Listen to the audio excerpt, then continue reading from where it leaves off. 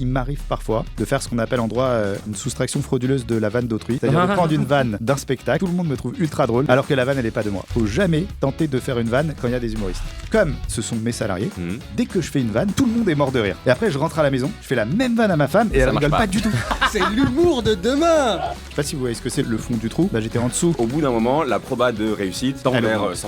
Et si vous galérez, continuez à croire en vous, à un moment, votre résilience paiera. Tu me la piques pas, hein. Si elle finit le spectacle, tu me... Hein. Parce que j'ai déjà vu des gars arriver sur scène, faire un gros bide et sortir en disant putain, je les ai retournés et tout. Bonjour, Kevin, Vincent, et bienvenue dans Standing Ovation. Yes, salut, merci de nous avoir invités. Merci beaucoup pour l'accueil. Merci à vous d'être ici. On va commencer donc par vous présenter, pour ceux qui ne vous connaissent pas. Donc, Kevin, vas-y, nous on se connaît depuis de très nombreuses... 20 ans, pratiquement. On a pratiquement commencé ensemble. Ah ouais, bah moi j'ai toujours dit, j'ai commencé grâce à Tariq en plus. Je dois te remercier. Comme beaucoup d'artistes, je pense qu'on a commencé grâce à Tariq. Et qu'on finit aussi à cause de Tariq. Ça, on n'en parle pas. Là, donc avec Kevin, on se connaît depuis longtemps. Donc pour résumer un peu ta carrière, donc toi tu as commencé l'humour il y a 20 ans. Presque. Presque 20 ans. Aïe, ouais, bah j'avais 19 ans, là j'en ai 35, mine de rien, on arrive très vite vers les 20 ans. Putain. Aujourd'hui. Tu as commencé donc avec ton premier spectacle à l'époque. C'était comment ? Non, ça va. Allez. T'es chiant. Attends, ça devait être cool et tout. Quelle belle affiche, tu te rappelles ? Oui, là où j'étais dans des toilettes. Je sais pas si tu t'en souviens de cette affiche, mais ouais, ça s'appelait The Little Diary of Kevin Razi. C'était un vieux jeu de mots avec diary en anglais qui veut dire journal intime. Et je croyais que c'était ouf à l'époque. Même moi à l'époque, mais oui, mais c'est génial. C'est l'humour de demain. D'ailleurs, Vincent, à l'époque, t'avais talent zapping. Ouais, effectivement. Alors moi, je suis un ancien avocat d'affaires reconverti dans le digital. Puis j'ai monté plusieurs startups, dont une première startup qui était un peu dans l'humour. Et ensuite, j'ai monté d'autres sociétés. Et il faut savoir que je suis le plus grand fan de Kevin Razi. C'est pour ça que je suis là aujourd'hui. Je le suis depuis ses débuts. Je l'adore. J'ai des dossiers sur Kevin exceptionnels. D'ailleurs, je vous invite sur YouTube, allez regarder un dossier. Premier dossier, il y aura un dossier toutes les 10 minutes sur Kevin. Premier dossier, vous allez voir le clip La Crise, donc c'est CREEZE. C'était un clip qu'il avait sorti. D'ailleurs, j'étais figurant dans ce clip, très fier. Avec ton frère, d'ailleurs. J'étais très fier. Et c'était exceptionnel. Il lançait des clips qui étaient vraiment très sympas. C'était un YouTuber avant l'heure. C'était le premier YouTuber français, en fait, puisqu'il envoyait des vidéos il y a 15 ans. Quoi. Ouais, c'est vrai. Au début, même, je crois même que c'était sur Dailymotion. Ouais, c'est ce que j'allais dire. C'était même pas sur YouTube. On était tous sur Dailymotion, même Cyprien. C'était le Graal. C'était le Graal d'être sur... Et Cyprien, il bossait pour 20 minutes, il faisait le rewind, tu te rappelles ? Ouais, bien sûr. C'était une ancienne époque. Ah ouais. Et alors, je voudrais partager une expérience importante. Parce que moi, j'ai pas mal évolué dans le monde de l'humour pendant de nombreuses années. Là, je suis plus trop depuis quelques temps. Et c'est important quand on est un non-humoriste. C'est quelque chose que je voulais partager avec vos auditeurs. Il y a une règle, vraiment un partage d'expérience très important. Faut jamais tenter de faire une vanne quand il y a des humoristes. Parce que c'est pas notre métier, tu vois. Et plein de fois, quand tu es avec des humoristes, tu es un peu en confiance et tout. Et tu dis, tiens, moi aussi, je vais tenter de faire une vanne et tout. Et en fait, on n'a pas leur expérience, on n'a pas leur niveau, on n'a pas leur... Donc du coup, j'évite de faire des vannes quand je suis en présence d'humoristes. Voilà. Non, mais il est très drôle en plus, Vinny. Ou la classique, ça a dû t'arriver plein de fois à Kevin, c'est quelqu'un qui fait une blague, il dit, tu me la piques pas, hein. Si elle finit dans le spectacle, tu me... Hein. Mais souvent, quand tu dis ça, c'est qu'ils veulent grave que ça finisse dans le spectacle. C'est tellement chiant. Mais on avait fait une vidéo là-dessus, Tariq. Les gens qui disaient tu la mets pas dans ton sketch. Hein. Et t'es genre, tu t'as pas envie. En fait, tu dis, mais non, je vais pas mettre dans mon sketch. T'inquiète pas. Vraiment. Et justement, alors sur ça, je voudrais avouer quelque chose. C'est que moi, je fais partie je suis un grand fan d'humour. J'ai vu, je pense, vous le savez, des centaines de spectacles. Ouais. Je suis vraiment un fan d'humour. Et je vous avoue un truc. C'est qu'il m'arrive parfois de faire ce qu'on appelle en droit une soustraction frauduleuse de la vanne d'autrui, c'est-à-dire de prendre une vanne d'un spectacle, de la sortir à un dîner, tout le monde me trouve ultra drôle, alors que la vanne elle est pas de moi. Voilà. Mais je me dis que quand un humoriste le fait, bah lui c'est son métier, c'est vraiment du vol. Moi, étant donné que je suis pas humoriste, j'ai le droit d'un petit dîner, je sors une petite vanne comme ça et voilà. Totalement. En tout cas, je vous l'avoue. C'était Coluche à l'époque, quand il faisait des dîners, plus personne voulait l'inviter en dîner. Parce qu'en fait, tous les humoristes faisaient des vannes autour de la table, et à la fin, ils les volaient tous et ils les retrouvaient tous dans leur spectacle. Eh ben, c'est un hommage. Oui, c'était un peu notre Gad Elmaleh avant le... Je l'attendais, on s'est tous retenus, et voilà. On la coupera. Donc, pour revenir à toi, donc, Kevin, sur ta carrière, donc voilà, au début, tu as commencé, on a monté ensemble Barney Gold. Ouais, c'est ça. On a coproduit ensemble ton premier spectacle. Ouais, totalement. Qui avait été un succès à l'époque. Et tu avais aussi, par la suite, donc raconte un peu ton parcours. On a fait Barney Gold et en fait, on s'est très vite rendu compte que quand on n'avait pas accès aux médias, Internet, si tu faisais une vidéo bien sentie, ça pouvait potentiellement te permettre de faire parler de toi et remplir tes salles. Ce qui fait qu'on a très vite commencé à faire cette stratégie de faire des vidéos sur YouTube. On est en quelle année à peu près ça ? Là, on est en 2009 à peu près. 2009-2010, ouais. En fait, Kevin a inventé le brain content. En fait, non, mais si tu veux, je pense que tu vois, aujourd'hui, c'est normal qu'un stand-upper mette des passages de ses sketchs sur les réseaux, etc., qu'il y ait une bascule entre le digital et la salle. Mais à l'époque où je le fais, il y a vraiment personne. J'étais le premier humoriste à travailler le digital pour ramener des gens dans ma salle. Parce qu'en fait, si tu veux, j'avais fait une vidéo une fois et je m'étais rendu compte qu'elle avait été reprise sur Direct 8, sur Entrevue à l'époque. Et je me suis dit, putain, mais en fait, j'ai pas besoin d'attaché de presse. Et si la vidéo est bonne, ça peut passer.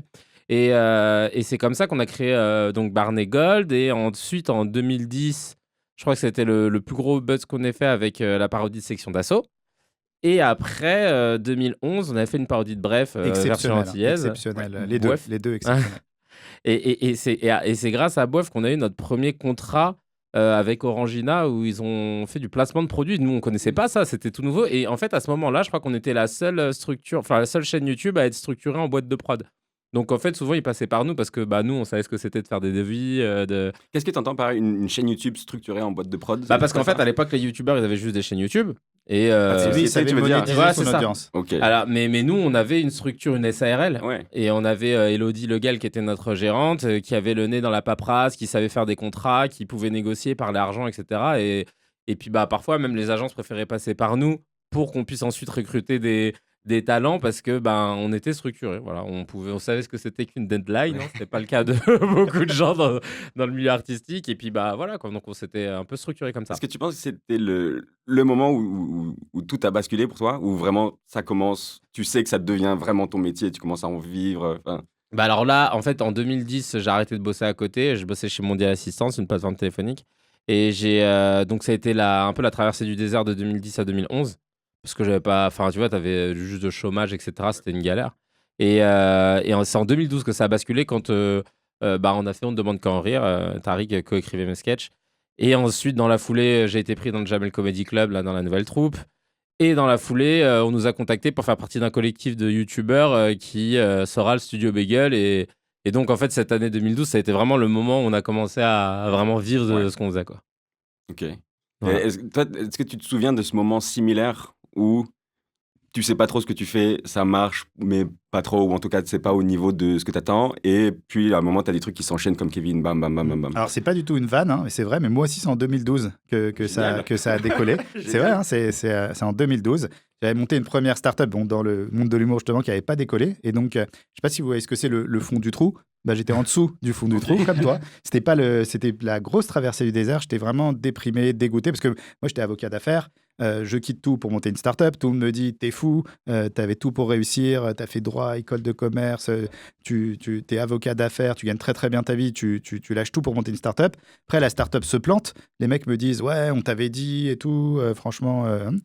Je retente une deuxième boîte. Bon, on peut en parler rapidement de Talent Zapping. Rappelle-nous ce que c'était, pourquoi ça n'a pas marché, tu vois. C'était trop avant-gardiste. Ouais, je pense que c'était le TikTok avant l'heure, quoi. C'était un site de découverte et de promotion de nouveaux talents artistiques. C'était en 2008, donc c'était vraiment Facebook venait de se lancer, donc c'était trop avant-gardiste comme tu dis. Peut-être on n'était pas dans le bon time to market, et donc les talents postaient leurs vidéos, se défiaient en battle, et les internautes pouvaient miser des points virtuels qui étaient ensuite convertibles en cadeaux.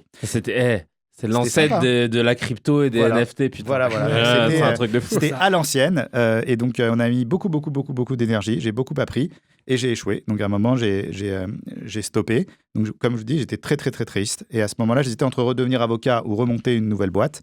Et j'ai remonté une nouvelle boîte parce que ma fiancée, qui est devenue ma femme ensuite, m'a dit, alors qu'elle aurait pu jouer la sécurité, elle a dit non, retente une nouvelle aventure. Et là, je l'ai retenté. J'ai mis beaucoup d'énergie, beaucoup d'énergie. Pas un jour de vacances pendant 3 ans. Et là, la boîte a explosé. On est passé de 0 à 600 personnes en 5 ans. On a revendu cette boîte au groupe La Poste, Ametix. On a revendu cette boîte au groupe La Poste. J'ai été ensuite postier pendant 3 ans. Donc j'ai accompagné, j'ai adoré d'ailleurs cette entreprise. T'es resté dedans. Moi, je l'ai été, Facteur, c'est non, peut-être, mais en fait, j'étais postier, c'est-à-dire je travaillais à La Poste, mais Facteur, c'est un des métiers du postier. Moi, je m'occupais du digital parce que j'avais revendu. Et rappelle-nous un peu ce que c'était Ametix exactement. Ametix, c'était une société de services de conseil spécialisée dans l'accélération digitale qui proposait à ses clients des consultants pour les accompagner, soit sur le digital marketing, le développement web, l'IT, le coach agile, le product management, tous les leviers de l'accélération digitale. Pourquoi Ametix ? En fait, alors, très très bonne. Tu veux savoir pourquoi le nom ? Parce que moi, ça fait vraiment site de rencontre quand tu dis comme ça. Je l'ai rencontré sur Ametix. Je peux t'expliquer d'où vient le nom. Je vais vous expliquer, c'est drôle. À l'époque, j'avais utilisé un site qui s'appelle Creads, où en fait, tu décris ton projet de boîte, tu fais appel à des créatifs et ils te donnent des centaines d'idées de noms. Et ensuite, tu fais voter la communauté pour choisir le nom. Et c'est comme ça que. ChatGPT, mais humain, quoi. C'est ça, voilà, c'est ça. Non, en fait, donc je demandais. Il n'y avait pas de ChatGPT en 2007-2008.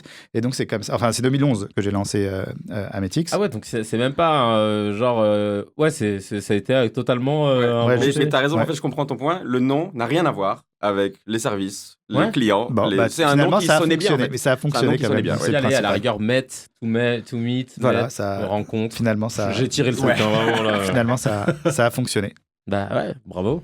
Ah bah oui. Alors on a un peu jeté le plan on avait préparé un plan de podcast ultra clean, on présente les gens et tout, mais il faudrait quand même représenter Vincent.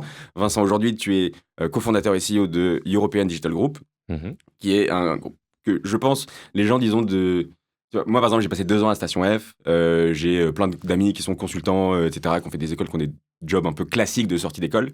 Je pense pas qu'il y en ait beaucoup qui connaissent European Digital Group, alors que c'est un groupe énorme.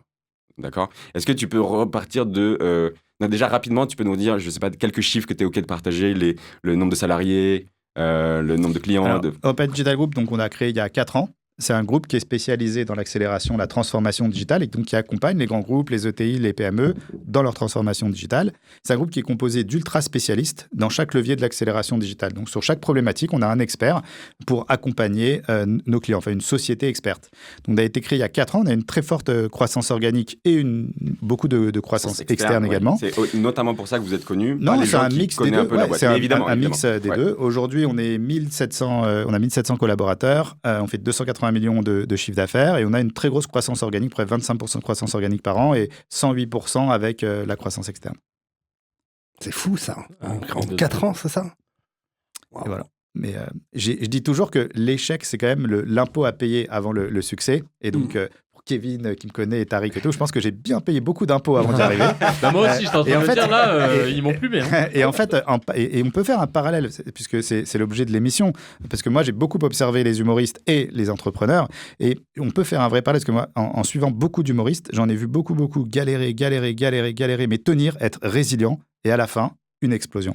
Et je pense que c'est la même chose dans l'entrepreneuriat. On peut se taper 1 échec, 2 échecs, 3 échecs, mais souvent, celui qui fait l'énorme succès, celui qui est le plus résilient. Et pour moi, que ce soit dans l'humour ou dans l'entrepreneuriat, tu as un mec sur 1000 qui n'aura jamais fait de stand-up, il va arriver et tout d'un coup, l'explosion, il cartonne. Mais les 999 autres mecs qui ont réussi, eh ben, ils ont eu 1 échec, 2 échecs, 1 année de galère, 10 ans de galère avant d'y arriver. Et dans l'entrepreneuriat, c'est pareil. Parfois, tu as un mec qui sort une app et ça devient, il fait le méga buzz, il devient millionnaire en 1 année alors qu'il n'y connaissait rien. Mais ça arrive 1 fois sur 1000. Mais les 999 autres entrepreneurs successful, c'est des mecs qui sont des experts de la galère et qui, après, transforment leur stress, leur anxiété et toutes ces blessures dues aux échecs en énergie. Et là, ils explosent. En fait, je suis un peu mitigé sur cette question. Parce que moi, je suis d'accord que si tu travailles toute ta vie comme il faut, ça tombe à un moment. Il y a quelque chose qui te tombe dessus et ça marche. Tu augmentes les chances. En vrai, c'est ce que j'allais dire, c'est qu'au bout d'un moment, la proba de réussite, elle tend vers 100%. Quoi. Peut-être pas, parce qu'il y a aussi des injustices. Parfois, on voit quand même des entrepreneurs qui ont énormément de talent, mais qui ne trouvent pas le bon projet. Et d'ailleurs, je pense que pour réussir dans l'entrepreneuriat, après on peut faire un parallèle avec l'humour, il faut 2 choses. Il faut, 1, comprendre ses skills, en quoi on est bon, et ensuite, lancer un projet dans lequel tes compétences vont te permettre d'être le meilleur. Et en humour aussi, il faut apprendre à bien se connaître. Est-ce que je suis super fort en stand-up? Est-ce que je suis plus fort pour faire du théâtre? Et une fois que tu as compris que tu es très fort dans ça, t'y vas. Imagine un mec, il est très nul en imitation, mais il peut être très fort en stand-up, et qui dit, allez, maintenant, moi, ce que je veux, c'est être imitateur. Par rapport à ses skills, il n'a pas le bon projet. C'est ce vers quoi j'allais arriver, et où je voulais demander à Kevin, qui va connaître, mais surtout toi aussi, parce que tu connais assez bien l'humour, mais tu dois connaître des humoristes qui font ça depuis toujours, et qui sont encore au stade de, je sais pas, ils n'ont pas leur spectacle, ils font encore que des comédie clubs, ils n'arrivent pas forcément à en vivre. Tu vois, c'est quoi la différence? Pour le coup, ils travaillent depuis 5, 10, 15 ans, il y en a. Qu'est-ce qui fait que, tu vois, à ton avis... Est-ce que c'est une méthode de travail, peut-être? Je pense qu'il y a un manque de recul ou de regard sur son... Ouais, voilà, c'est ça. Parfois, tu sais, parce que j'ai déjà vu, Tariq, toi aussi, des gars arriver sur scène, faire un gros bide et sortir en disant putain, je les ai retournés et tout. Incroyable. Et donc, quand on est à ce niveau-là, c'est que vraiment, tu as zéro recul sur ce que tu fais. Donc, je pense que ça, c'est le cas de ces gens-là. Mais c'est vrai que pour moi, à partir du moment où tu taffes non-stop, que tu bosses, il y a quasiment aucune chance que ça ne pète pas un moment. C'est juste pas du tout mettre du temps. Mais en tout cas, dès lors que tu fournis. Regarde, tu vois, moi, je suis fan. Mon film préféré quand j'étais gamin, c'était Les Goonies. Et tu te rends compte que dedans, l'acteur qui joue Data, celui qui avait plein de gadgets et tout, à 52 piges, il chope un Oscar de meilleur second rôle à 52 ans. Et Louis de Funès, qui a... Et tu te rends compte, le mec, lui-même, il pleurait quand il a reçu sa statue en disant « Maman, regarde » et tout. Sa mère qui a presque 80 piges. Regarde, ça y est, je l'ai eu. Et le mec, on l'a connu, il avait 12 13 ans quand il a fait 2001. 2001 dans Indiana Jones, il était un peu plus jeune. Donc c'est pour ça qu'il y a un moment où tu te dis, après, t'es pas maître du temps, mais en tout cas, t'es maître du travail que t'as fourni. Ouais. C'est vrai que moi qui ai observé les humoristes, on a l'impression qu'être un très bon humoriste, c'est que du talent. Mais alors moi, ma perception de l'extérieur, c'est que c'est, je dirais, 10-20% de talent. Et après, tout le reste, c'est beaucoup, beaucoup de travail. Et j'ai vu des humoristes que moi, j'avais beaucoup travaillé dans les scènes ouvertes. Franzo, tout ça. Ouais, tout les cafés Oscar, le Paname, tous ces lieux. Et j'ai vu beaucoup d'humoristes qui n'étaient pas bons, mais qui étaient même mauvais. Ouais. Vraiment, tu te dis, quand on a vu comme nous des centaines, quand on voit vraiment un mauvais, tu compares, tu repères tout de suite. Et je les ai vus travailler, et tu les revois d'année en année, et à la fin, le mec, il est bon. À la fin, le mec, il est bon. Et inversement, j'ai vu des mecs qui étaient mauvais et ils sont restés mauvais. Et même parfois, ils sont encore plus mauvais. Bons à un moment, tout le monde les adorait, mais qui ont perdu parce qu'ils ne bossaient absolument pas. On a plein d'exemples de ça. Et tu vois, parce que là, je vous ai donné un exemple cinéma, mais si maintenant, dans mon registre, un exemple stand-up, Redouane Bougueraba. Redouane Bougueraba, il a commencé, je pense, en même temps que moi, sauf qu'il est quand même plus âgé, il a 43 ans, je crois. Et il a commencé, et vraiment, c'était pas du tout un cadre sur les plateaux. Quand il était là, on se disait, ah bon, voilà, tu vois, c'est pas le mec qui était le meilleur du tout. Est-ce qu'il le savait ? Non, parce qu'en fait, si tu veux, lui, ce qui le sauvait, c'est qu'il était, il était spontané, donc il nous faisait beaucoup rire, tu vois. Encore aujourd'hui, d'ailleurs, sa plus grande force, c'est la partie spontanée, l'impro et tout. Ouais. Mais sauf que son spectacle, c'est pas que ça. Quand je suis allé le voir, j'étais agréablement surpris de voir que c'était à peine 10 minutes. Mais qu'en fait il a un vrai spectacle, est rodé, etc. Mais le mec, il a pété, il avait 40 piges, tu vois, c'était il y a 3 ans quand ça a vraiment pété, 40 piges, alors qu'il est là depuis qu'il a peut-être 20 ans. Et tous ses frères, ils sont dans le milieu. Enfin, Ali Bougueraba, il a eu un Molière, etc. Enfin, tu vois, tous ses frères, ils sont dans le game. Donc le gars, quand même, il a pas lâché. Au bout d'un moment, c'est ça le parallèle entre l'humour et l'entrepreneuriat, c'est la résilience. Il faut être résilient. Il faut être optimiste aussi, c'est hyper important. C'est-à-dire toujours se dire, je vais y arriver, ça va bien se passer. Avoir ce mindset, c'est ce qu'on appelle, il y a un livre qui s'appelle Le Secret et qui parle de la loi de l'attraction et qui dit que plus tu as des pensées positives, plus tu es optimiste, plus il t'arrive des bonnes choses. Et je pense que quand on est entrepreneur ou humoriste, c'est tellement dur. On a tellement cette peur du vide, on ne sait pas ce qui va nous arriver. C'est tellement dur qu'il faut avoir un mindset ultra positif et y arriver. Moi, je sais qu'à l'époque, je connaissais bien Kian, que vous connaissez tous bien aujourd'hui. Et en fait, Kian, il me disait un truc, alors que franchement, quand on l'a connu, il n'avait pas fait Bref et tout, il n'était pas... Mais on voyait un énorme potentiel et un énorme talent. Mais il disait toujours, quoi qu'il arrive, je ferai ce travail toute ma vie. Quoi qu'il arrive. Il le savait. Ah ouais. Il me rappelle qu'il me disait ça. Il me dit, quoi qu'il arrive, je le ferai toute ma vie. S'il faut que je galérerai, mais je le ferai toute ma vie. Et voilà. Et donc, il a été résilient. Et il a fait une belle carrière. Et il y a plein d'autres cas. Après, il y a un autre truc que je constate sur les humoristes et qu'il faut travailler, c'est que quand on fait de l'entertainment, on est dans le show business.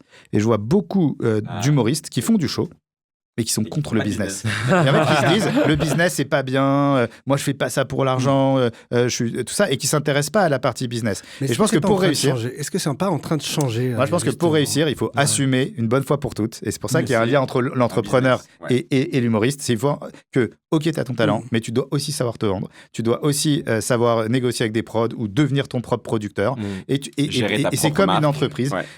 Ta marque employeur, la marque employeur d'une entreprise, ben toi tu as ta marque employeur, ta marque à toi, tu dois pas faire des pubs qui sont contraires à ton image, qui sont pas dans tes valeurs, et donc il faut l'assumer. Et je vais pas citer des humoristes, mais il y a des humoristes qui l'ont assumé ça et qui disent moi je suis un businessman.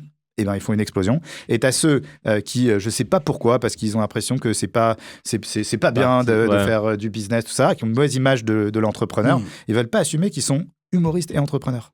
Il y a un truc qui m'a frappé. Donc moi, je côtoie des artistes depuis moins longtemps que vous trois, mais c'est que souvent, ils sont soit pas capables, soit ils n'ont pas envie de se vendre. Alors, c'est peut-être des trucs perso, en mode je veux juste, moi, proposer quelque chose de sympa, une expérience aux gens, et je veux pas partir dans la partie business. Ou est-ce que ce serait pas lié au fait aussi que c'est toujours géré pour eux, Kevin? Dès qu'il y a un humoriste qui marche, il a du staff autour de lui, un agent. Mais c'est comme ça après qu'il peut se faire avoir aussi quand t'as pas la limite. Je pense que dans les cours de théâtre ou au cours, il devrait y avoir des modules. Il devrait y avoir un petit module management que t'apprennes aussi à gérer ou un social peu media ou c'est vrai. Après, en fait, on est à la croisée d'un truc en ce moment, c'est que d'un côté, les artistes aujourd'hui, ils se rendent compte qu'avec les réseaux sociaux, ils peuvent remplir leur salle, et d'un autre côté, en fait, les artistes n'ont pas forcément conscience du travail que c'est de faire une tournée, de faire du booking, d'avoir le bon réseau pour pouvoir pas faire n'importe quoi. Enfin, avec Tariq, nous on l'a vécu quand on a produit le spectacle, on connaissait rien. Quand on a fait notre première Avignon, c'est en arrivant à Avignon qu'on nous dit mais vous avez pu voir pour les affiches, il faut des couleurs spécifiques. Ah bon, machin, bah ouais, mais il y a une agence qui fait ça, machin. En fait, t'apprends le truc sur et tu manges que des coups dans la tronche.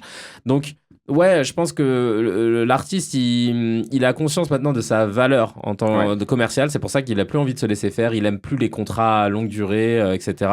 Mais d'un autre côté, il faut pas oublier que ça reste un taf d'être administrateur de tournée. Il y a des compétences à avoir. Mais mais tu vois. Alors c'est vrai qu'aujourd'hui, maintenant, on n'a plus besoin d'être à la télé sur Quotidien ou d'avoir des colonnes Maurice dans la rue. On sait que ça, c'est juste pour l'image. Mais il y a quand même un savoir-faire. Enfin, tu vois, c'est savoir négocier un contrat. L'emailing, ça peut bien fonctionner. C'est ce qui fonctionne. Ça, c'est des choses qu'on connaît bien. Web marketing, c'est des leviers qui peuvent permettre. Verino, Kéron, c'est ceux qui ont compris ça bien avant tout le monde. Kéron, à la fin de son spectacle, il prenait ton adresse mail et quand tu rentrais chez toi, t'avais un mail de lui qui disait salut Kevin, machin. Merci d'être venu, je te laisse. Verino, il y avait un chapeau, tu devais mettre ton email. Ouais, voilà, c'est ça. Et en fait, ils ont créé ce truc d'hameçonnage. Ils ont fait leur tunnel de vente. C'est ce qu'on appelle en fait dans le business le CRM, le Customer Relationship Marketing, qui fait partie de la stratégie de conversion. Et ouais, c'est dingue c'est dingue de voir ça. Bah, pour moi, aujourd'hui, je pense que le cœur, c'est de réussir à avoir ton public et de fidéliser via les mails et tout. Les réseaux, c'est assez aléatoire, tu vois. Parce qu'il y a des gens, ils adorent regarder des vidéos, ça veut pas dire pour autant qu'ils vont y aller. C'est dur de transformer.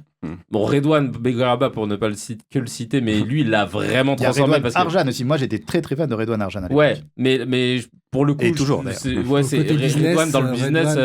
Parce qu'aujourd'hui, tu vois, il fait des tournées de Zénith, c'est surcomplet, etc. Et que grâce aux réseaux sociaux. Donc voilà, lui, il l'a transformé. Mais sinon, c'est vrai que c'est important de réussir à trouver des trucs. Kéron aussi, à l'époque. Kéron, pareil. Le premier, justement, on parlait d'emailing, qui est le premier à avoir totalement transformé le business Verino derrière. En il y en a quelques-uns en créant leur réseau, en demandant les mails à chaque fois en sortie, en créant vraiment un public. Et pour rester encore sur le parallèle entre entrepreneur et humoriste, je pense que ce soit pour un entrepreneur ou un humoriste, je pense qu'un bon humoriste, c'est celui qui a le talent de savoir bien s'entourer et de s'entourer de bons managers et de bons prestataires. Et en fait, la réussite d'un bon humoriste, elle dépend des partenaires et des prestataires dont il va s'entourer. C'est vrai. Et ça, c'est pas facile, parce qu'il y a beaucoup d'humoristes qui vont s'entourer de l'ami d'enfance, etc. C'est la classique, non? La classique, comme dans le rap, comme dans le foot. Le foot. Et ça donne des histoires qui finissent dans le Parisien voilà, c'est ça. Et c'est vrai que bien s'entourer, c'est très compliqué. C'est pas donné à tout le monde. Et puis en plus, il faut avoir du recul. Parce que quelqu'un de bienveillant dans ton entourage, il te dira, écoute, je suis pas le mec qu'il te faut. Tiens, faut qu'on aille voir ailleurs. Mais par contre, s'il est en vrai, si on se met à la place de cette personne-là, c'est un peu dur quand même de refuser Imaginons, t'as un job un peu normal et on te propose, même si t'as pas les compétences, d'aller bosser avec toi, par exemple, sur une tournée ou un machin. C'est quand même ultra sexy, quoi. Non, mais en fait, en général, ça se fait jamais comme ça. si tu veux, tu commences au tout début. Tu vois, je prends l'exemple de Jérémy Ferrari et Michael Dion. Ils ont créé Dark Smile Productions ensemble. Mais quand Michael bosse avec Jérémy, à la base, Jérémy, il est inconnu au bataillon. Michael vient le voir, ils sont 5 dans la salle.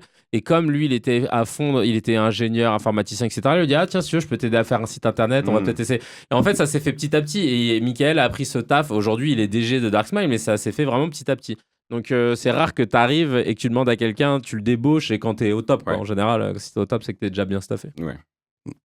On parlait donc de la résilience, de l'échec, du jour où tout a basculé. Est-ce que, on va parler un peu de vos plus gros échecs, justement, et comment vous avez réussi à rebondir par rapport à ce gros échec, comment vous avez réussi à transformer ça en victoire. Pour toi, Kevin, qu'est-ce que tu considérais ton plus gros échec et comment tu as réussi à le dépasser? Alors, j'en ai plein, il faut que j'en choisisse un. Non, j'allais dire, comment on peut filtrer un peu, peut-être celui qui a été le plus dur, celui où tu t'es dit, ça, je vais pas m'en remettre. Alors dans ce cas, c'est pour rester sur la scène, parce que tu sais, après, j'ai eu des échecs, que ce soit sur du digital ou dans les médias, etc. Donc, peut-être des échecs avec des meufs, non? Alors ça aussi. Ça serait une autre émission. J'avais dit, il fallait pas que je tente des vannes. C'est pour le podcast. Elle est passée. Je suis content. Non, en fait. Je suis content quand je fais rigoler Tariq, parce que Tariq, c'est vraiment un expert des vannes. Donc tu le fais rigoler et tout. C'est comme si. Je sais pas, Kevin. Non. Apparemment, moi, ça. C'est pas parce que là. Kevin, j'ai dit quoi C'était quoi la première phrase dans ce podcast? Je suis que tu es le plus grand fan de Kevin Razi. C'est vrai. Donc, et c'est vrai qu'il est très fan de moi, à tel point que même quand je lui parle, j'étais même au BO Saint-Martin, je suis venu le voir. C'est vrai, mais oui, je me rappelle. J'étais là, au Pranzo, j'étais là. C'est vrai. À l'espace Rachid, t'avais fait un gros truc. Ouais, c'est vrai. J'étais là. Et tu payes toujours tes places. Ah oui. Et ça, j'ai un truc très important. Je voulais vous partager. C'est très important pour moi. C'est que quoi qu'il arrive, j'ai eu peut-être des milliers d'invitations dans des stand-up. Et en fait, je fais un point d'honneur à payer ma place de spectacle pour une humoristes. J'ai tellement de respect. Il y en a qui le prennent mal. En fait, j'ai tellement de respect pour les humoristes. Ouais, mais j'ai tellement de respect pour un humoriste. Je sais, c'est tellement dur d'y arriver et tout que quoi qu'il arrive, je paye ma place. Mais moi, mes potes humoristes, ils le comprennent pas ça. Parce qu'à chaque fois que je leur dis, je suis venu et tout, ils me font, mais comment ça, je t'ai pas vu sur les invites? Je fais, non, j'ai payé. Mais t'es con, quoi. Tu sais, tout de suite, ils me disent, t'es con, quoi. Je lui fais, non. Ça, je pense que ça revient sur la partie, c'est le show, mais pas de business, quoi. C'est-à-dire que. Ouais, alors qu'en fait, tu vois, c'est tout bête, mais si tu veux, et après, je vais vous expliquer mon échec, parce que j'ai pas oublié. Mais en gros, j'ai découvert qu'aux États-Unis, à Broadway, il n'y avait pas d'invitation. C'était très, très rare. C'est genre le producteur du show qui va avoir une invite, etc. Okay. Et là-bas, en fait, quand tu es une célébrité qui veut une invitation, c'est Gad Elmaleh qui a raconté ça. On te donne un lien où, en fait, tu as une espèce de détaxe et tu seras sûr d'être bien placé. Mais tu payes quand même. Et je trouve ça sain parce qu'en fait, en France, je trouve qu'on donne des invitations à des gens qui ont les moyens de payer les places. Et moi, je préfère les donner à des gens qui peuvent pas. Voilà, pour donner un accès à la culture. Bon point. Ouais. Et donc, plus gros échec, c'était pour mon spectacle. J'avais signé un contrat de 4 ans avec une grosse boîte de prod. Vraiment la meilleure boîte de prod sur Paris. Ils ont plein de théâtres, etc. Et on peut la citer ou non, c'est pas bien? Oui, si, JMD Prod. Jean-Marc Dumontet. Et ils ont coupé mon contrat au bout de 6 mois. Et ça s'est fait de façon très brutale parce que c'était suite à une réunion. En gros, j'en parle dans mon nouveau spectacle d'ailleurs, mais en gros, je demande une réunion pour parler de la tournée qu'ils avaient calée. Et quand j'arrive à la réunion, il y a un gars qui s'appelle Bilal qui gérait à l'époque les tournées et qui me dit tiens Kevin, tant que t'es là, regarde, je te montre. Il me montre sur un tableau, tiens, tu vois, pour cette année il y aura 45 dates, puis l'année prochaine on en fera 50, on va essayer sur les 2-3 ans d'être à 50, 55, pas plus et tout. Donc le mec il était il me parle de l'avenir. Chaud, quoi, ouais. Et genre 3 secondes après, je fais un rendez-vous avec le bras droit du producteur de Jean-Marc et qui m'annonce qu'ils arrêtent le contrat. Donc en fait, ils s'étaient même pas parlé. Donc imagine-toi l'ascenseur émotionnel. Ouais. Et ça m'a détruit parce qu'ils me font ça le vendredi 23 mars 2018, très exactement, il est 11h. Et moi, le soir à 20h, je dois jouer mon spectacle. À 21h, au grand point virgule. Et j'ai une semaine comme ça où je dois jouer mon spectacle alors que je sais que je suis dégagé. Au théâtre, personne ne le sait, donc ils sont tous là. Putain, ça y est, dernière ligne droite. Ouais, tu crois pas si bien dire. Ouais. et en fait, ça a été très dur pour moi ce truc-là parce que tu dois faire rire les gens. Raisons. Est-ce qu'ils ont dit pourquoi? Parce qu'ils trouvaient que ça marchait pas assez selon eux. Pour eux, c'était pas un produit assez sexy, quoi. Voilà, c'est ça. On est d'accord qu'ils productisent beaucoup les artistes. Ils sont là, j'ai le produit Kevin, j'ai le produit machin. Et ils font des espèces d'arbitrage, quoi. Bah ouais, je pense, hein, mais ils m'ont juste expliqué ça comme ça, mais c'était assez flou pour moi, tu vois, de me dire ça marche parce que, tu vois, je le vois je sais ce que c'est de jouer devant très peu de personnes, tu vois, je l'ai vécu, on l'a vécu au Théâtre du Temple et tout. Donc là, pour moi, on avait des belles salles, tu vois, enfin, rien d'alarmant. Et puis, j'en parle à Farid, qui est produit aussi par Jean-Marc, et quand je lui en parle, il me dit « Mais attends, je comprends pas, c'est pas à l'artiste de se préoccuper de savoir si ça remplit ou pas. Toi, ton but, c'est d'être bon sur scène. Et eux, leur but, c'est de faire en sorte que la salle soit remplie. » Et il a raison, en fait. C'est vrai que toi, ton but, c'est d'être le meilleur sur scène. Alors après, si t'es pas le meilleur, là, tu peux commencer à dire, regarde, ça remplit pas et tout, mais tant que tu fais le job, que tu montres que tu bosses, voilà. Et ça a été très dur pour moi de me relever de ça.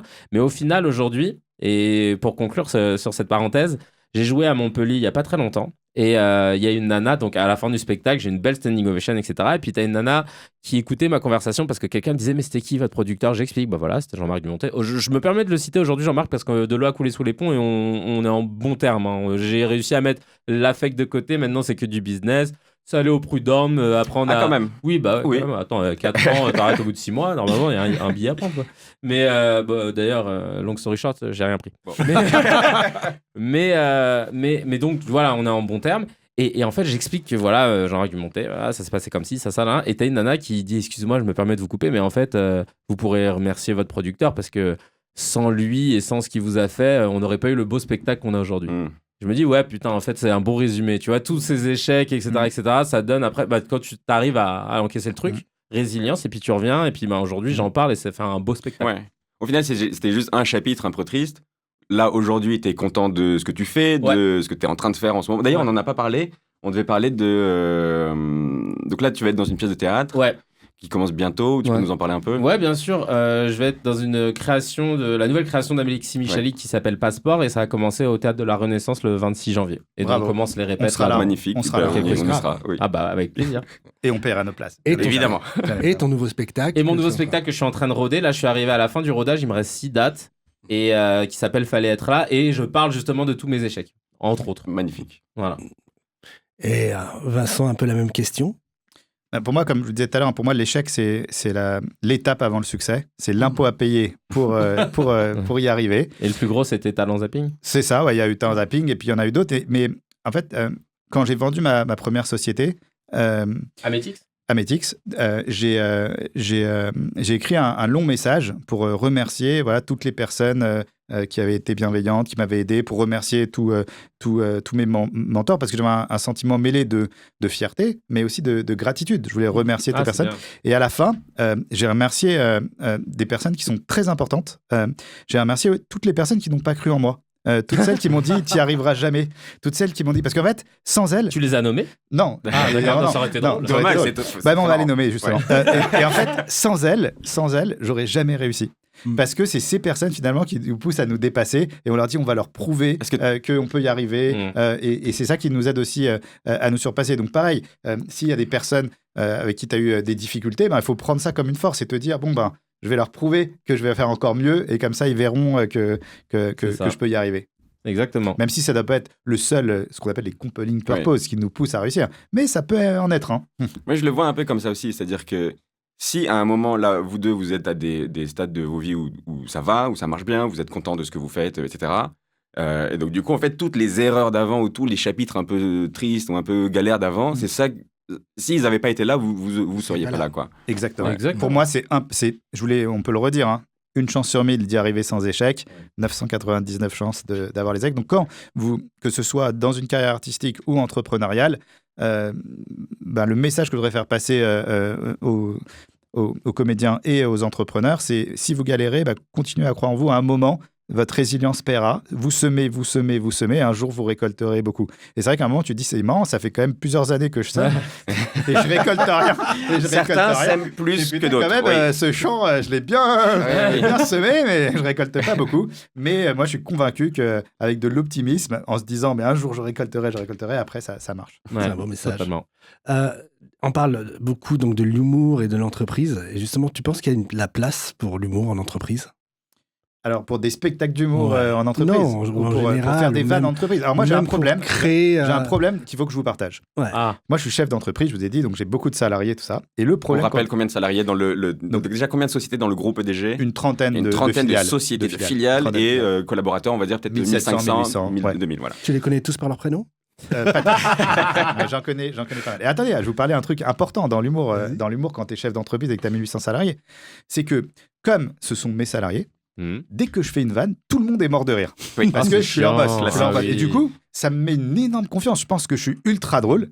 Et après, je rentre à la maison, je fais la même vanne à ma femme et elle rigole pas du tout. Et du coup, en fait, quand tu es chef d'entreprise, en fait, les salariés, il faut faire attention parce que c'est pas que c'est des bons publics. C'est que même si ta vanne, elle est à 2 sur 20, elle va marcher. Il faut vraiment qu'elle soit à genre 1 sur 20, où là, même eux, ils disent, bon, vraiment. Quand même, là, non, celle-là, c'est pas possible. Et c'est vraiment embêtant, ce truc. J'ai un regard un peu différent là-dessus, en fait. C'est que c'est pas que la vanne, elle est pas drôle. Enfin, il doit y avoir un peu de ça, forcément, tu vois. Mais c'est que le fait de voir son boss faire une blague, déjà, rien que ça, c'est drôle. Rien que de voir. Ouais. Et Vincent, donc là, si vous nous écoutez, vous le voyez pas, mais il a un look assez sérieux, quoi. Petites lunettes, chemise, etc. Au travail. Est-ce que tu vas au travail en costume? Non, je mets une petite veste. Mais pas le complet, mais la veste, voilà. Donc tu vois, c'est quand même un espèce d'image assez sérieuse. Il y a le statut, donc c'est le big boss des 30 filiales qui font 300 millions de revenus, et il fait une blague. Et ça, en fait, c'est pas que ça casse le personnage, mais ça l'humanise, et en fait, rien que ça fait rire, tu vois. Oui, donc, même donc du coup, on sera moins tolérant. C'était drôle quand même. Oui, et puis, de toute façon, c'est drôle. Je pense que c'est juste, j'ai vu tellement d'humoristes dans ma vie que ça développe un peu. C'est deux choses différentes, d'avoir de l'humour et d'être un humoriste. Il y a des gens qui sont très drôles dans la vie, c'est pas pour autant qu'ils pourraient monter sur scène et faire des sketchs, mais par contre, dans la vie, ils te tuent de rire. Est-ce que quelqu'un qui est très drôle dans la vie, il doit se lancer dans l'humour? Non. Voilà, c'est une bonne question. Les gars, calmez-vous. Déjà, il y a un truc dont se rendent pas compte, et moi je le sais, dont se rendent pas compte les personnes qui sont pas dans le milieu de l'humour, c'est qu'ils se disent je suis drôle et tout, je vais pouvoir faire un spectacle. Un spectacle pour moi, et vous allez me confirmer, c'est entre 1 an et 18 mois de travail d'écriture. Voire plus. Pour faire une heure. C'est-à-dire, tu vois des mecs parfois, ça fait 3 mois qu'ils travaillent, il a les 5 minutes. Il a 5 minutes, mais maintenant il y a des gens, ils restent 2 ans avec 10 minutes. C'est ça. Et puis il y a des gens, ils mettent même 5 ans à travailler jusqu'à devenir bon parce que tu as le spectacle. Alors, à l'époque, le rythme. Je me rappelle, il mettait beaucoup de temps à écrire et finalement, il a bien fonctionné. Mais je me rappelle, à chaque fois, je lui disais, mais alors, t'en es où? Il était à 5 minutes, 10 minutes, ça. Il mettait beaucoup. Je le voyais au Changement Comedy Club, il était tout le temps là-bas. À l'ancienne. Et on est là, on est là. Aurélien Vic et sa maman, là. Christine. Non, c'était pas Christine. C'était Christine. Ah bon? Je pense. J'ai oublié le prénom de la mère de Aurélien. Voilà. C'était elle qui gérait en plus un peu le truc avec lui, c'est pour ça. Exactement. On va couper, on va rajouter le nom. D'accord. Et on mettra le bon nom. Et voilà, je sais plus du tout ce que je disais. Non, tu disais qu'il avait mis du temps. Ça, il a mis du temps à écrire son spectacle. Et à chaque fois, je me rappelle, il me fait, je comprends, ça 2 ans était à 5-10 minutes et on se rend pas compte quand on n'est pas dans le milieu du temps qu'il faut pour écrire et que c'est énormément de travail. Donc, c'est pour ça, le talent, pour moi, c'est vraiment 10-20%. Et après, c'est est-ce que tu vas trouver l'année et demie où tu vas travailler, aller tester tes vannes dans les comédie clubs, dans les comédie clubs. Ah ouais, et ce qui est drôle aussi, c'est que moi qui suis allé dans beaucoup de scènes ouvertes, donc je voyais les mêmes humoristes, ils faisaient les mêmes vannes. Et il y a des soirs, la vanne, elle cartonnait. Et des soirs, la vanne, elle passait pas du tout. Ce qui veut dire qu'en fait, en fonction de ta forme, un humoriste, tu vois, il peut être plus ou moins performant sur une soirée avec la même vanne. Je sais que ça, c'est un peu l'excuse de l'humoriste un peu nul, c'est de dire public de merde aujourd'hui et tout. Est-ce que ça existe ou pas? Ça peut être un public qui est quand même plus calme, mais après, normalement, tu vois si t'as été à côté de la plaque ou pas. Ça peut arriver qu'il y ait des publics un peu plus calmes, mais bon, de là à dire qu'il y ait 100 personnes qui soient nuls et qui réunissent, t'imagines la probabilité? Le même soir, tu peux pas dire ça, quoi. Moi, j'ai fait pas mal de comedy club et notamment en tant que client, quoi, dans le public. Au Canada, que spectateur. Au Canada et aux États-Unis, et il y a le 2 drinks minimum. C'est chiant. Ouais, c'est chiant, et en même temps, est-ce que quand tu penses que quand ils sont bourrés, le public est mieux quand il est bourré? Pour moi, c'était un peu un tour de magie. C'était un peu comme un tour de passe-passe. C'est l'humoriste, en fait, il est drôle parce qu'il y a 50 personnes qui ont bu 2 vodka Red Bull. Ils peuvent parler dans la salle, hein. Parce que le public français, c'est quand même le public le moins droit. Va au Paname à minuit. C'est chiant. Non, en fait, c'est vrai qu'aux États-Unis, ce qui est un peu déroutant quand t'as pas l'habitude, c'est que t'entends les bruits de verre, les machins et tout. Mais après, ils sont relativement silencieux. Alors que nous, laisse tomber, ils respectent. Si tu commences, il y a pas trop de respect, ça va être compliqué, surtout quand t'as On est parisien. Le coup dans le nez, c'est à double tranchant. Soit ça te détend, soit tu deviens relou parce que tu vas répondre à tout ce que le gars dit sur scène ou la nana. Ce qui est dur avec le stand-up américain, pour moi en tout cas, c'est qu'à chaque fois, il y a des private jokes entre eux où ils parlent d'un présentateur que tu connais pas du tout, donc il fait une super vanne sur le présentateur. Tu vois tout le monde qui est mort de rire, et toi tu connais pas du tout les mecs, même t'es pas bien et tout, et tu te dis merde, ça avait l'air d'être une bonne vanne et tout, tu l'as raté, t'es dégoûté. Et là en général, ils te repèrent. Il voit que t'es le touriste. Et là, ça devient là. Ouais. Il voit que t'es le touriste du truc que t'as pas repéré. C'est comme si, je sais pas, il y a un mec qui fait une vanne sur Julien Lepers, t'es américain, tu vois, tu comprends rien au truc, t'es pas bien. Et j'ai une théorie, j'aimerais bien, tu me dis si t'es d'accord ou pas, parce qu'elle marche aussi dans la prise de parole en public, je pense, pour les entrepreneurs. C'est que j'ai remarqué à chaque fois dans les scènes ouvertes, c'est pas top d'arriver en premier. Tu vois, parce que le public, il est pas chaud et tout. Est-ce que tu es d'accord avec ça ou avec cette théorie ?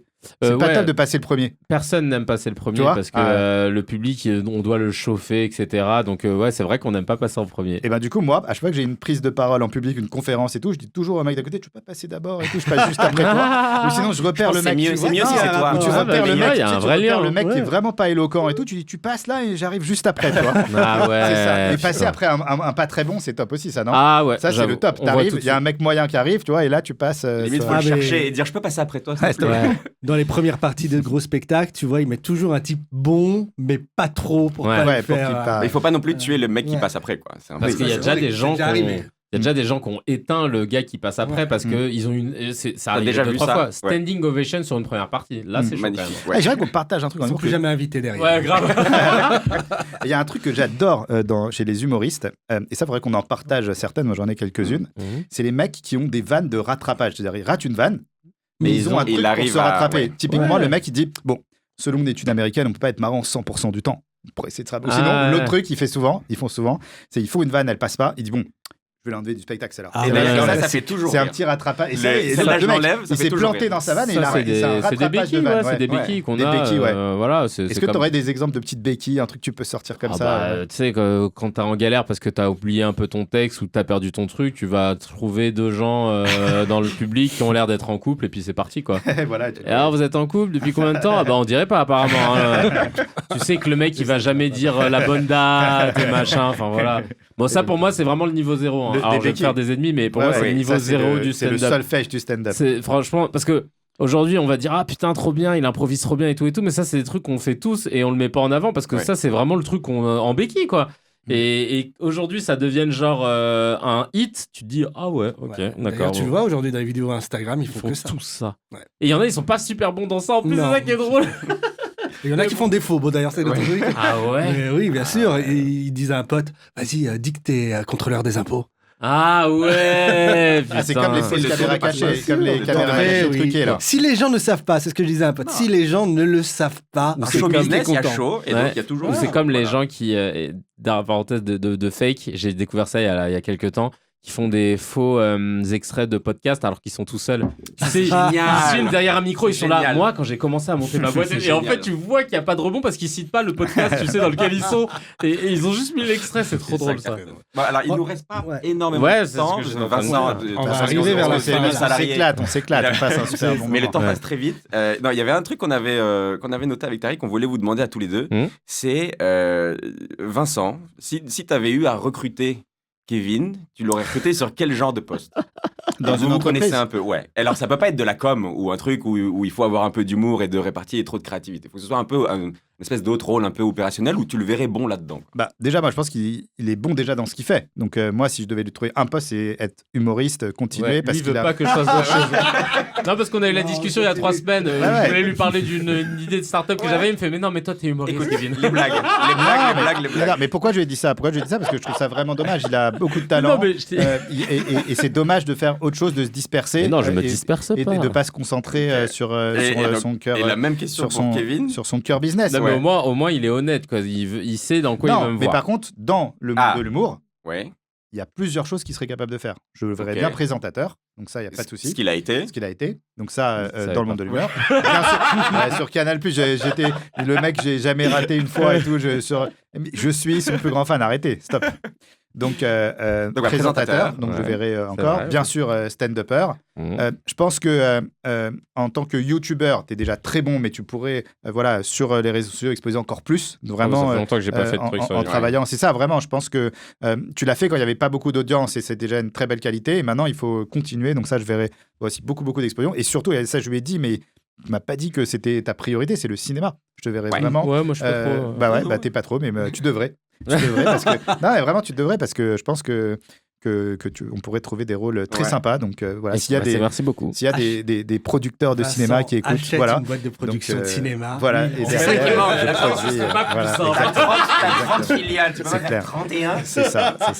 Avec Tariq, on a vendu des films, ils sont jamais sortis. Il y a un moment où voilà, on a besoin de toi là. Alors vous verrez. J'espère que les gens réécouteront ce podcast. Vous verrez, parce que c'est une prédiction que je fais maintenant. Et je vous le dis, Kevin Razi aura un énorme succès au cinéma un jour, dans moins de 5 ans. Voilà. Écoutez bien ce podcast. Rappelez-vous ce que j'ai dit, je vais le redire une deuxième fois. Kevin Razi aura un succès énorme au cinéma dans moins de 5 ans. Ça, c'est la manifestation, ça s'appelle. Mais là, vous n'avez pas vu, mais comme c'est un sous podcast... Sous la table, il était en train d'envoyer un mail à ses associés. Rachetez vite une boîte, rachetez Gaumont et mettez Kevin Razi sur un projet, sur Intouchable 2, les gars. Et d'ailleurs...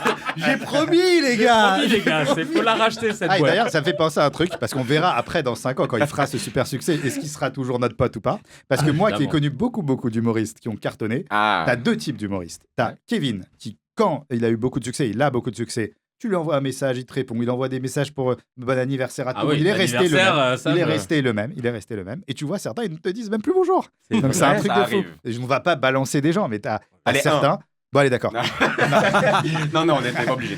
Mais c'est vrai que tu remarques que tu as des humoristes qui sont qui ont plus ou moins de gratitude. Et pourtant, c'est des mecs qui parfois m'appelaient pour le théâtre populaire du Rénitas. Parfois, ils disaient, ouais, j'ai que 3 places. Est-ce que tu peux venir pour que je puisse jouer? Parce qu'il me faut 5 personnes pour jouer, je sais pas quoi. Et après, tu les revois 10 ans après. Populaire du Rénitas, c'était mon premier. Oui, j'ai commencé là-bas. Ouais. Moi, je peux vous citer tout et la dernière question, et après, on libère Vincent. Non, mais il a décalé le rendez-vous, c'est bon. C'est bon, on a jusqu'à 19h30, c'est ok. Mais donc, Kevin, parce que vous vous connaissez bien, donc je pense que ça... Mais si Vincent avait été humoriste, ça aurait été quel genre d'humoriste, tu vois? Genre, il ferait des vannes sur quoi? Il ressemblerait à quoi sur scène? Ce serait quoi son énergie? Quel type de personnage du stand-up ça aurait été, tu vois? Ah, je pense qu'il aurait été pince sans rire, tu vois, un peu type d'humour... à la... comment il s'appelle, le mec qui fait Curb Your Enthusiasm là, Larry David. Ouais, voilà, tu vois, je le verrais bien un peu pince sans rire, à lâcher des vannes, avec un vrai ton, tu vois, très monocorde. Et à chaque fois, je le verrais dans ce style-là, Vincent. Et habillé un peu sérieux, qui bouge pas un trop. Peu sérieux, et en fait, à chaque fois, il fait un pas de côté, ce qui fait que... Et non, après, sinon, dans le milieu de l'humour, je pense qu'il aurait été aussi le mec un peu smart qui se dit ok, on est tous là à faire de la scène, c'est cool, mais... il y a peut-être moyen de trouver une autre façon de développer son image et tout. Et ça aurait été le premier à te dire non, mais attendez, vous savez que sur Twitch, on peut faire des trucs avant même que ça sorte. Fédérer les gens sur des nouws projets. Quoi. Ouais, je pense que lui est très généreux. C'est pas le genre de mec aussi qui fait pas croquer bien loin de là, parce que tu sais, les humoristes, ils sont quand même assez perso. Je pense que Vincent, il aurait quand même fédéré sa petite troupe et il aurait pas hésité à donner un coup de main et te dire écoute, là, j'ai peut-être un projet, vas-y, je vais te faire monter dessus et tout. Parce que c'est ce qu'il fait déjà en plus. Voilà. Il le fait alors que c'est même pas son métier. Et Mais j'adore les artistes et j'ai énormément de respect pour les artistes et je suis admiratif des artistes. Et donc, bravo. Moi, je bravo dis, dans 5 ans, tu seras sur scène dans un grand projet aux côtés de Kevin Razi. Je le redis. Mais dans 5 ans, dans 5 ans, je serai dans la salle de ciné en train de regarder avec mes popcorn son film. Franchement, en disant à mes enfants, je le connais, c'est mon poteau. C'est mon poteau. Et après, il va sortir, il me dira pas bonjour. Il me dit, je croyais que tu avais dit que tu le connaissais. Je te jure, je le connaissais à l'époque. Il aurait écrit produit par Vincent Klingbeil. À l'époque, je le connaissais et tout. Bon, en tout cas, c'était super de vous avoir aujourd'hui. Merci, bravo pour ce Je vois que vous aviez plein de feuilles devant vous. On a posé pas mal de questions quand même, franchement. Mais vous étiez prolixe, c'est super. Avec grand plaisir. Prolixe, ça aurait pu être une boîte que Vincent a montée aussi. Il l'a montée d'ailleurs, il l'a revendue. Ça n'a pas trop bien marché. C'était des croquettes pour chiens et bref. Bon, en tout cas, merci à vous. C'était donc Standing Ovation, le podcast de l'agence événementielle Ovation. N'hésitez pas à vous abonner, à nous indiquer dans les commentaires quels humoristes et chefs d'entreprise vous aimeriez voir. Et si vous êtes directeur, n'hésitez pas à nous contacter. Merci. Merci à vous, Kevin. Merci Vincent. Salut. À bientôt. Ciao. Yes. C'est trop drôle.